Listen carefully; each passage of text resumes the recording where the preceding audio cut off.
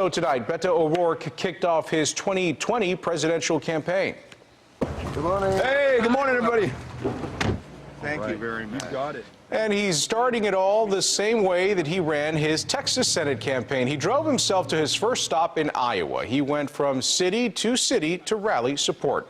Good evening, everyone. I'm Ken Molestina. Doug is off tonight. O'Rourke announced his run for president earlier this morning with his wife at his side. And as political reporter Jack Fink explains, it didn't take long for O'Rourke and President Donald Trump to take jabs at each other. Beto O'Rourke kicked off his run for the White House by making several stops in Iowa. The former El Paso congressman says he wants to run a positive campaign. I'm running to serve you as President of the United States of America. Thank you all for having us out. O'Rourke joins the presidential race as former Vice President Joe Biden considers entering, while Vermont Senator Bernie Sanders, U.S. Senator Kamala Harris of California, former HUD Secretary and San Antonio Mayor Julian Castro, and Massachusetts Senator Elizabeth Warren have all held large rallies. O'Rourke is holding more intimate events.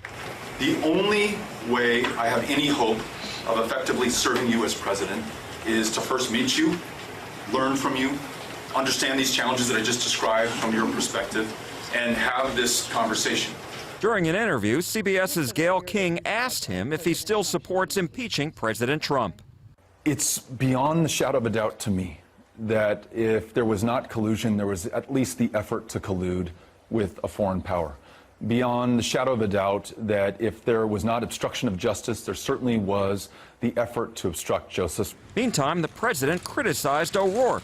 I think he's got a lot of hand movement. I've never seen so much hand movement. I said, is he crazy or is that just the way he acts? I have nothing to say to that. I think people want us to rise above the pettiness, the smallness. They want us to be big, bold, ambitious for this country, and that's what I'm focused on. The pressure is on for O'Rourke to raise a lot of money quickly. One analyst says he is in the top tier of candidates, and that comparisons will be made between O'Rourke's youth and energy versus other candidates' age and experience. Ken? All right, our thanks to Jack for that one. O'Rourke said he will hold a rally in his hometown of El Paso on March 30th.